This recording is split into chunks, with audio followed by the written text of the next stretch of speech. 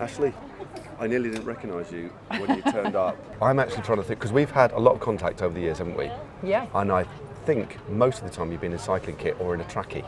So lovely to see you in civilian clothes. Yeah, I'm feeling really relaxed still today.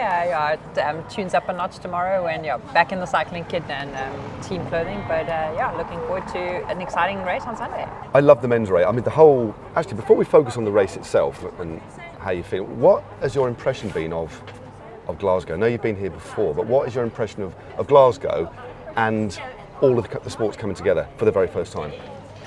I think it's really special. I think it's the new concept is really cool, and the fact that it will happen, every couple of years. I think it's every 4 years. I have a really positive experience from Glasgow, having done the Commonwealth Games here in 2014. So I know that if anyone can pull it off, the city of Glasgow can pull it off.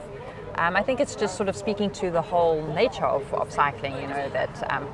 It's such a special sport in that way that your everyday cyclists plus your top-end cyclists, they can come so close together, and to bring that all together in one big celebration of cycling with all the different disciplines. I think it's really, really cool. It was. We headed over to the last few days. Been over the BMX park, and there was a real coming together because I went on the children's trials course.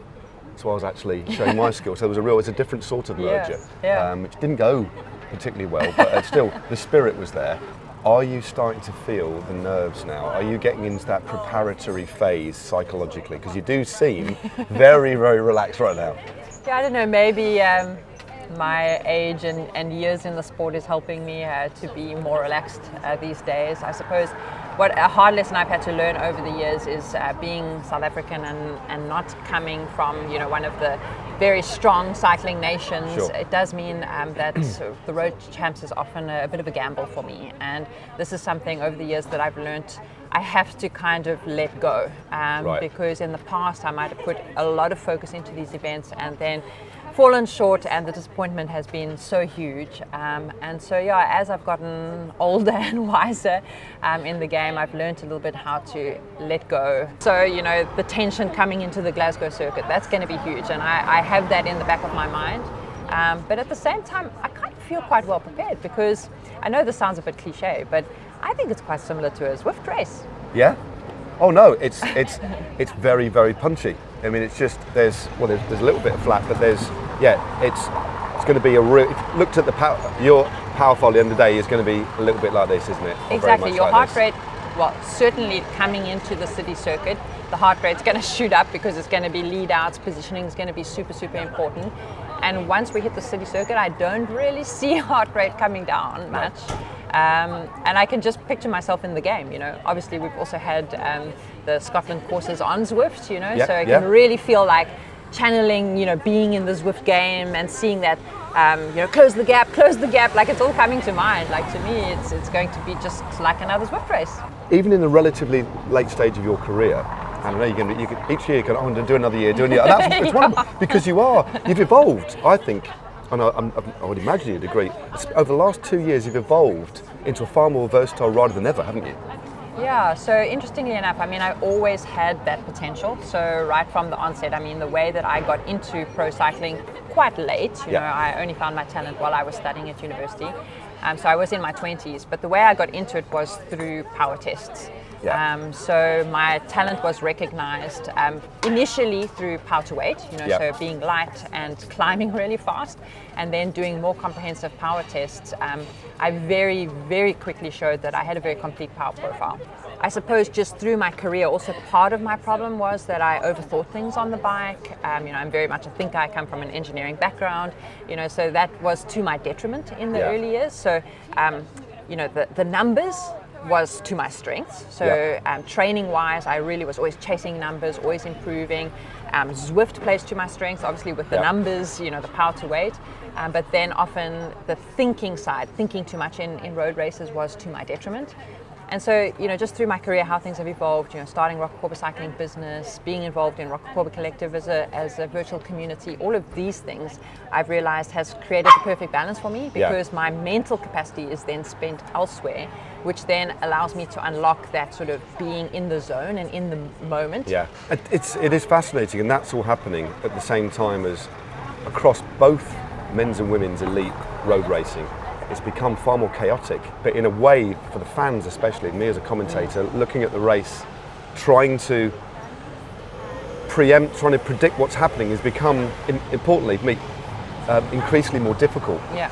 But to be a part of that chaos and to just relax a bit, if you're thinking too analytically about that, it's quite problematic. So for you to be in this state, as the racing has evolved to the point that it has, means you can just dial yourself in and just race a lot more on feel and instinct as well, I'd imagine. Yeah, and I've definitely learned to approach road cycling more as like a game, you know. Yeah. So that's what keeps me kind of engaged enough to be sure that I'm always positioning myself well, but not overthinking things.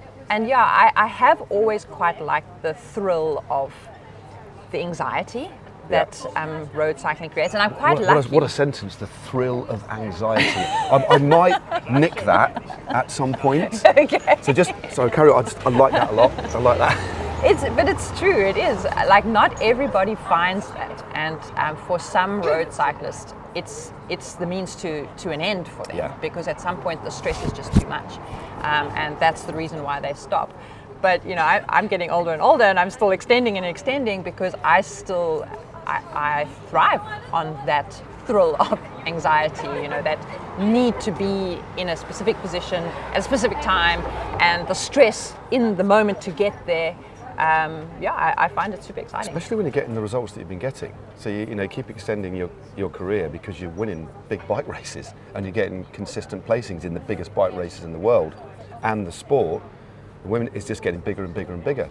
For me, one of the most moving things was with the groups of young girls and boys around the buses, watching you guys warm up or warm down, and like cycling does it best, doesn't it?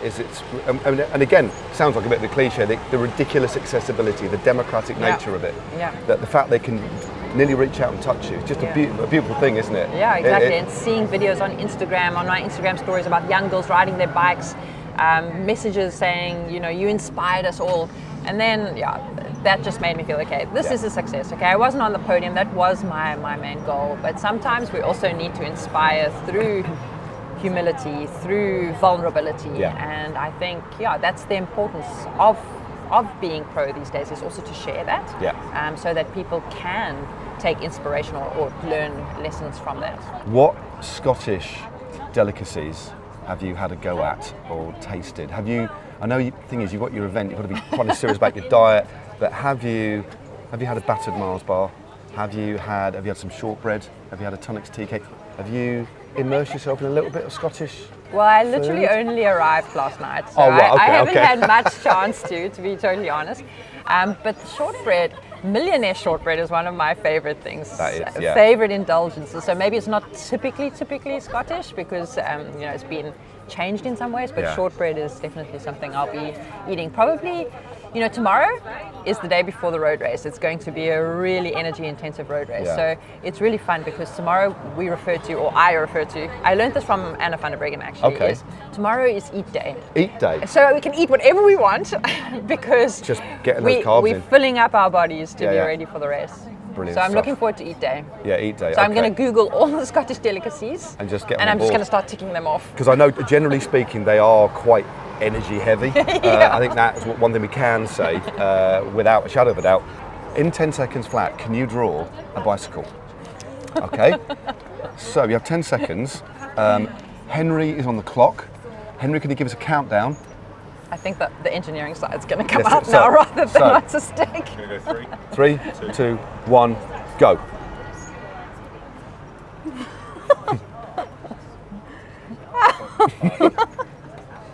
I don't even know. 1. Finished. Actually, Ashleigh, can you just sign that? You just need that signed. You'll probably get a few quid for that on eBay. There we go. So, I tell you what. Amazing artwork. That ain't a bad. Thank you very much. That's going to go in my personal collection. Childlike note. I think it's a work of wonder. But no, in all seriousness, thanks for your time. and have a wonderful race. Thank you, Matt. Firstly, have a good eat day. Yeah, Maybe it's gonna be fun. maybe send us a few pictures of the food you've had. That might be quite the food interesting. would be good. And have a wonderful race on Sunday. We'll be rooting for you. Take care. Thanks, Matt. Cheers. Cheers.